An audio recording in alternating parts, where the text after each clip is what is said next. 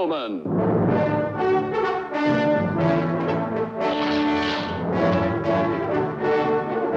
Starring Chuck Connors.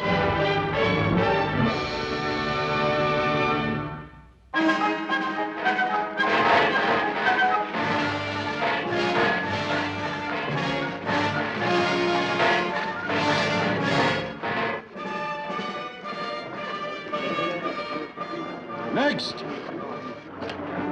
Charlie. Mr. Gangley. 20, 10, $30, Charlie. Thank you, Mr. Ganlin. Thank you. Now, you men figure out how to spend the money in your own time. I get back to work. Get right back, Mr. Ganlin. Yes, sir.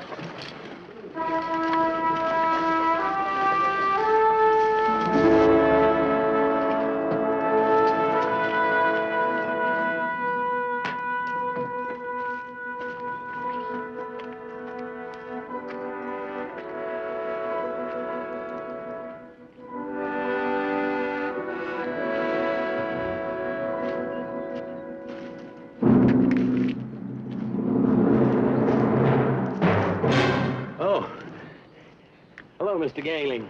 I'm just putting my pay away. You're taking quite a chance carrying that money belt around, aren't you, Charlie? Seen too many banks close their doors, Mr. Gangling. Yes. They say you still have the first dollar you ever earned. Charlie, I'm curious if that's true. That's just my farm money, Mr. Gangling. Find some land to ease my head, put some roots down. Ain't enough there to interest a big man like you, Mr. Gangling. Bigness is relative, Charlie. The ant gazing at a sand pile, to him that's a mountain. Right now, that's me, Charlie. I'm looking at a mountain. That's my farm money you're holding, Mr. Gangling. I've got a proposition, Charlie. 1 month is all I need. I'll fatten this by 10%. I don't know what you're talking about, Mr. Gangling, but whatever it is, I ain't interested. I'm in a jam, Charlie. I need this money badly. All right. I just thought I'd ask.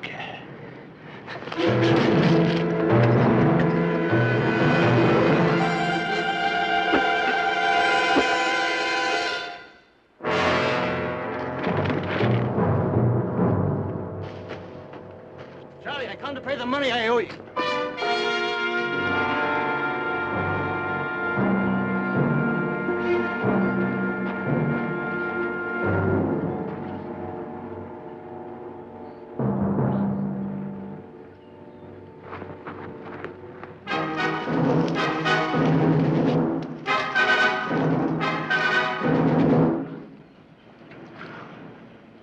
I didn't do it, Mr. Gangling.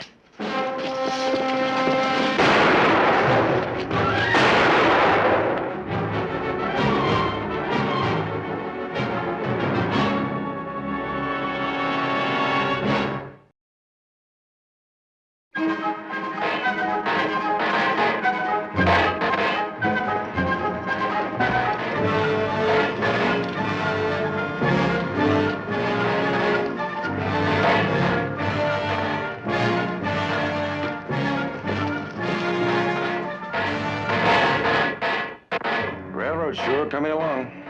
Another couple of weeks, they'll be inside the county line. I guess we'll be considered officially civilized, huh? Morning, Mr. Gangling. Good morning. This is Marshal Torrance of North Fork. Marshal. Mr. Gangling? A cook will only need 2 beefs this coming week. I laid off some men. I'll have them here Friday. Good. Something on your mind, Marshal? Yes, I'm here about that trouble you had this morning. Yes. My vigilantes are still out trying to track down the Indian. I happen to know John Wing very well. He used to do some farm work for Lucas here. He never had any trouble about him stealing, did you? No, I didn't. Or maybe you never saw anything valuable enough to steal before. As I understand it, you caught the Indian going through the old man's money belt. It's Charlie Breen. They tell me the old man worked hard every day of his life. Saved his money so that when the time came, he might retire without any worries. You actually see Johnny Wing kill him, Mr. Gangling? When I come upon an Indian standing over a dead man, who a few moments before I personally paid a full month's wages to, I simply add 2 + 2 and apply pressure to the trigger finger. Unfortunately, in this case, my aim was a bit off. Mr. Gangling, I want you to rescind that shoot-on-sight order you gave your men. This camp has its own legal authority, so don't you go telling me what to do, Marshal. I'm keeping that order because it's the only safe way to go after a thief and a murderer like Johnny Wing. With any kind of luck, we should be rolling him in his grave before nightfall. What's bothering the Marshal and the rest of us is your men roaming around our territory with itchy trigger fingers. And you'd feel different if it was your job to keep order among 200 men, knowing that among them are criminals of every stripe and nature. Quick justice is the only way to keep them in line. Keep down the kind of thing that happened here this morning. Look, Mr. Gangley, we bring up our families in these parts. We teach them to respect law and order. What's happening here is little different from mob rule. You exaggerate, Mr. McCain. If we happen to catch the Indian alive, he'll be given a fair and impartial trial, the same as he would in your town of North Fork.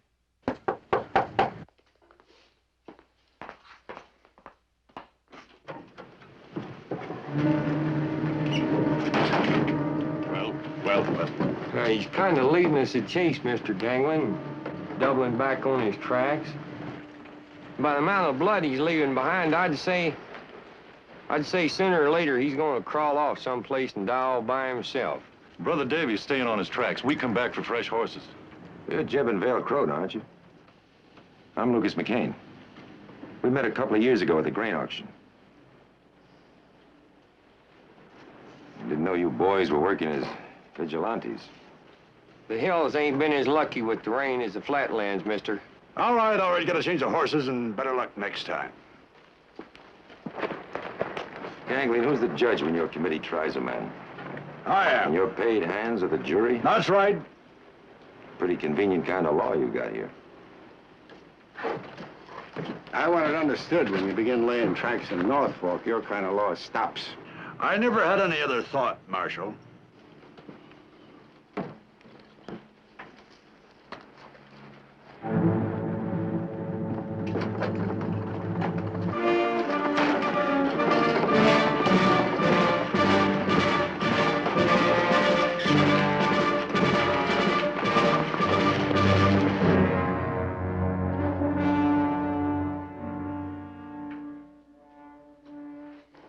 Well, I finally got it all figured out, Miss Lou. What, your fresh egg business? Yep. Instead of selling eggs first year, I'm gonna let them hatch. Raise cooking hens instead? Not for cooking. Chicken only brings 12 cents clean. That's work. But a chicken all by herself can lay 100 eggs a year. So I figure if I let them hatch instead of making money the first year, then I've got 100 times as many eggs a second. That seems to make sense. Paul sure is gonna be surprised to find a regular woman's meal when he gets here. Not that he objects to my cooking much. Speaking of those eggs, it occurs to me if I had some right now, I could make a cake for dessert. There's probably half a dozen in the roost. Ah, that should be fine. Of course, I can always squeeze a hen or two if you want some more. You can do what? Why, sure. It's an old farmer's trick. Just grab the hen by the legs, turn it upside down, then... I bet you used to do the same thing all the time back in Ireland. I'm gonna turn you upside down, young man, if you don't stop joking and go get those eggs.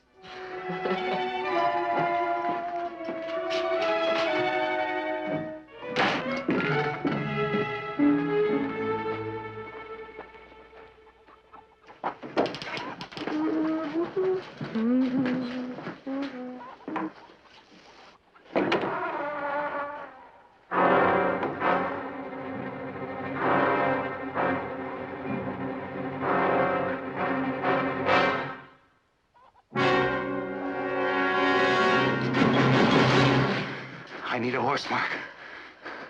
I can't help you, Johnny. They're looking for you. I didn't do it, Mark. I didn't. Then why don't you give yourself up? They'll kill me. It's the law of the camp. A thief is hanged within the hour. Help! Don't yell again. It wouldn't be right for me to help you.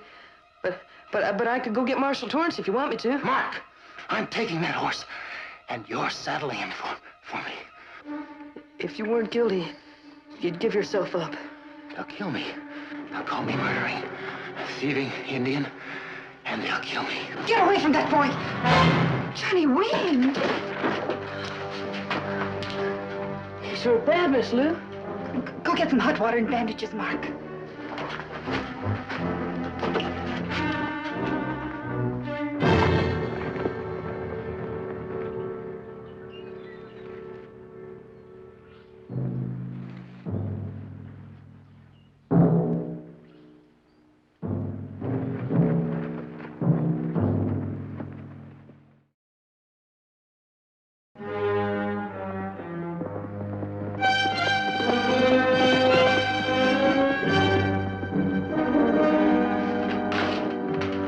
Pa's riding up now. We're gonna have to tell him sooner or later, aren't we? Mm-hmm. Oh, hello, Lou. Lucas? I thought that cooking I smelled was put together with a lighter touch than Mark's. No offense, son. Oh, sure. I dropped by to sign up as a regular customer for Mark's Eggs and thought I'd stay and help with dinner. Oh, that's mighty kind of you, Lou. Something wrong, Mark? No? You sure? Well, if you two will sit down, I'll serve dinner.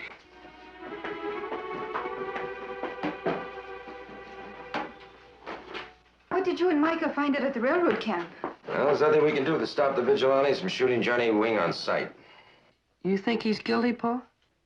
I don't know, son. I don't know him that well. But a man can seem one thing and be another. Well, when he worked for me those few days at the hotel, he seemed to be honest. And if he wanted to steal, there was ample opportunity at that time. Well, railroad camp is a rough place. You take a young man with the gambling and drinking that goes on, I guess it can lead to trouble. But it's not right to hang him without a trial, Pa. Oh, he'll get a trial, son, but it's not the kind you're used to. But a vigilante committee is accountable for its actions. You mean Johnny Wing would have to be handed over to that Mr. Gangling, same as to a marshal? That's the vigilante law, and it's a rightful one, I guess. Pa, there's something I want to tell you. McCain!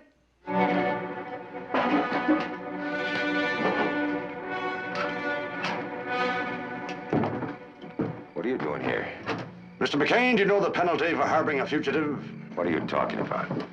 We found Johnny Wing hiding in your barn.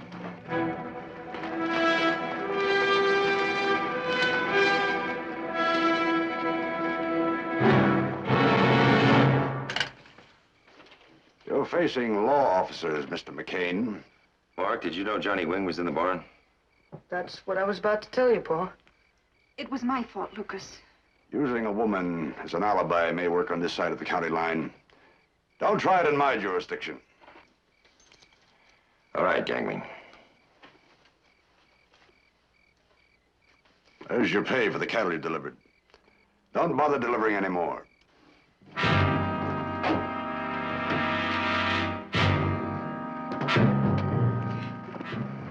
Let's go.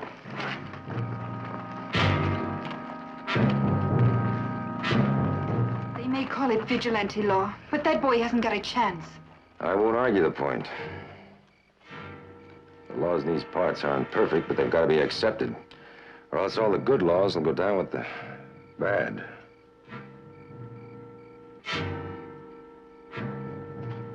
Mark, write it and tell Micah what's happened here.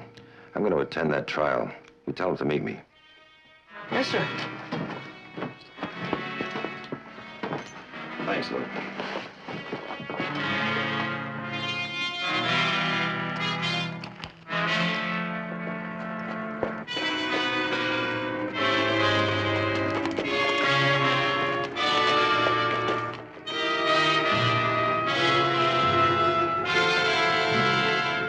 The defendant's name was John Wing. He's a full-blooded Apache Indian.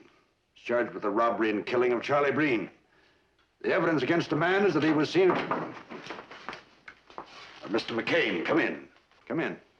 I didn't expect you to come back here again, ever. I'm just asking this trial be delayed till Marshal Torrance gets here. Our rules are immediate trial with sentence promptly carried out. Didn't I warn you that harboring a wanted killer was a hanging offense? That's correct, Mr. McCain. Verdict of guilty here could put you swinging at the end of a rope along with this Indian. The law of the camp. There's nothing I can do about it.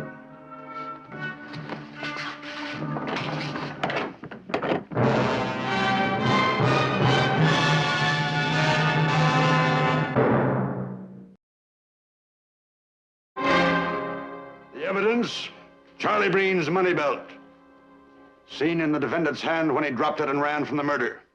No. About $100 still left. Out of an original 2,000 or more. Now, gentlemen, I'll be brief. Though even a few words would be a few too many, considering the fact the case is open and shut. I like your idea of an impartial trial, Mr. Gangling. Since when does a judge make such a prejudicial statement? Judge and prosecutor, Mr. McCain. The law of the camp is death within the hour for a thief. After the trial, of course, We're not savages here, at least not all of us. This law was forced upon us for our mutual protection. Every month, 200 men receive their pay in gold. The minute we lower the odds against swift and sure punishment, there isn't a man who could go to sleep at night without a gun by his head. Now, Wing, the facts are I came upon you kneeling over the dead body of Charlie Breen. Body still warm. You don't deny that? But that doesn't mean I killed him. Then why did you run? Because I saw you coming at me with a gun. Well, if you hadn't done anything wrong, why were you afraid of my gun? Because of the look in your eye. Well, how would you have me look under the circumstances? The money belt in your hand, transferring the gold from the belt to your own pocket? No, that's not true.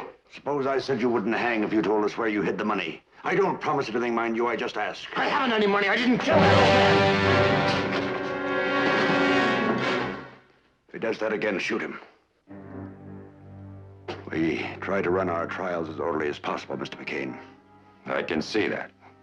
If Charlie Breen had been killed by somebody else, why was there still gold left in the money belt? If the killer hadn't been caught in the act, he certainly would have time to have transferred all the money to his own pockets. If he was killed by somebody else, why didn't John Wing cry out when he found the body?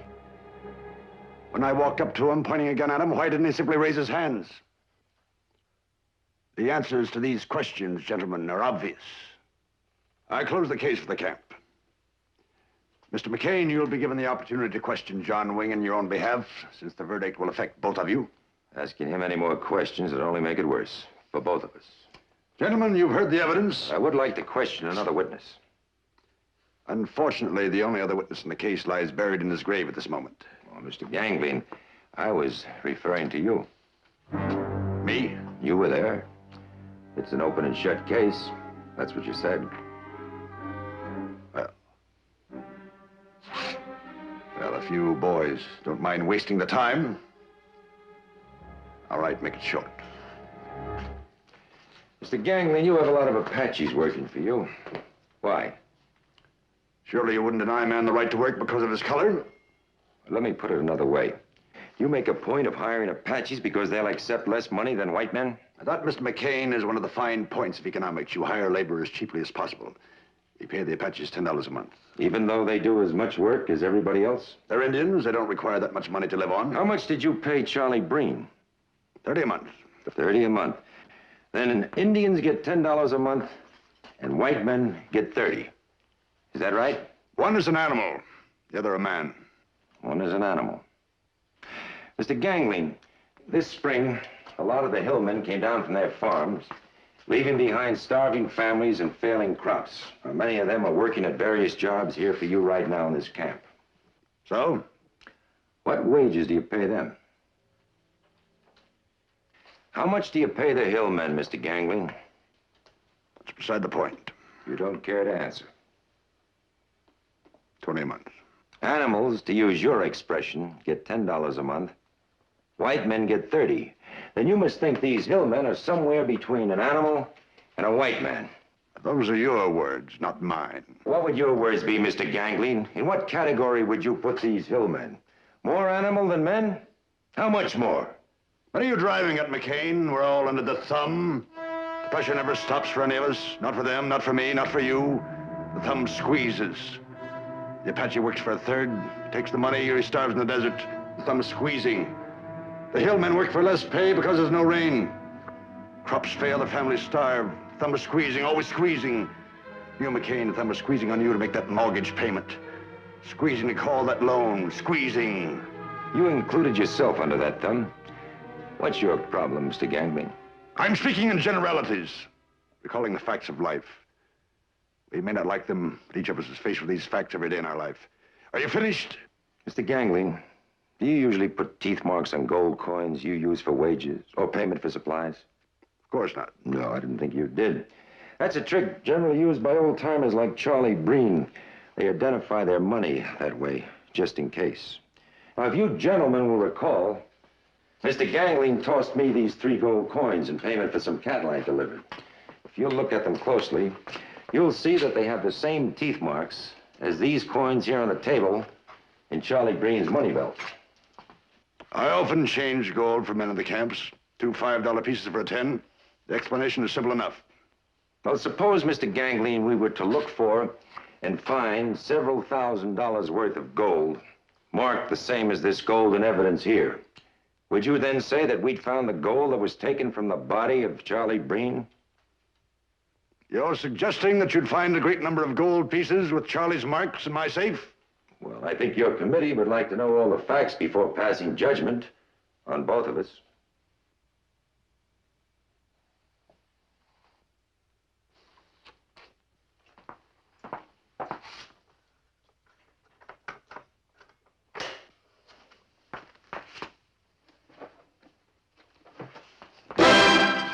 Now it's your turn to listen. Sit down, McCain. Sit down.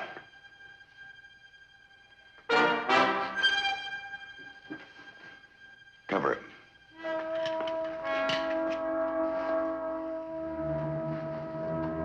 Big thumb, McCain. You feel it squeezing? Each of you are going to leave this room richer than before. That's gold, McCain. It seals lips, buys souls, buries people. What's in this bag is going to send them back to the hills, set for life. The big thumb. Suddenly they're part of the squeeze. Right now, you're all that lie between them and their big dream. It might be true if they actually were the animals you think they are. But something does stand in the way, Gangling. You're talking to men who chose to work when they became desperate. Men who wouldn't steal, not even to feed their families. This man is all that lies between you and the best land you can buy back in those hills. Land to grow food for your hungry children. Now shoot! Only animals feed their young on the blood of others, Gangling. You keep forgetting you're talking to human beings. I'll shoot, do you hear? Don't you understand it's yours? Yours. You're old enough so your wives and children can stop rooting in the ground for a mouthful of food. Pigs root the ground, Gangling, not wives and children. Why do you keep forgetting you're talking to men? You can become men. You can stop living like pigs. Like pigs, don't you understand? You can become men. You can live like men. Have you got the minds of animals? Have you lived like animals so long you've lost all feeling? You turned into animals?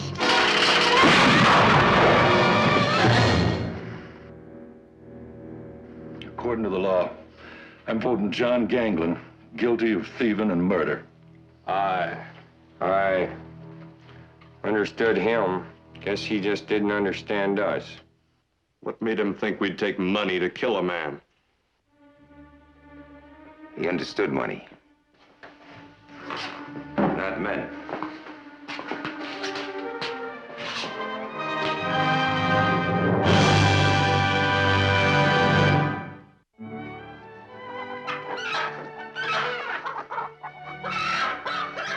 What's the matter? Oh, this is the third time in a row this Plymouth hasn't laid. Plus 2 others missed for the first time. Are you sure they've been getting enough feed and water? More than sure. If this keeps up, it's going to be a money-losing proposition, Pa. I don't mind saying I'm mighty worried. I know. It's written all over your face. But there's more to it than that, Pa. Last night when I was waiting for you to come home from that trial, all I could think about was that you would come home. Nothing else seemed important. I didn't care if these hens laid another egg or even if the house burned down. And here you are this morning worrying about a few cents profit and loss. Pa, I've been trying to tell myself I've got so much to be thankful for, but... I know I have.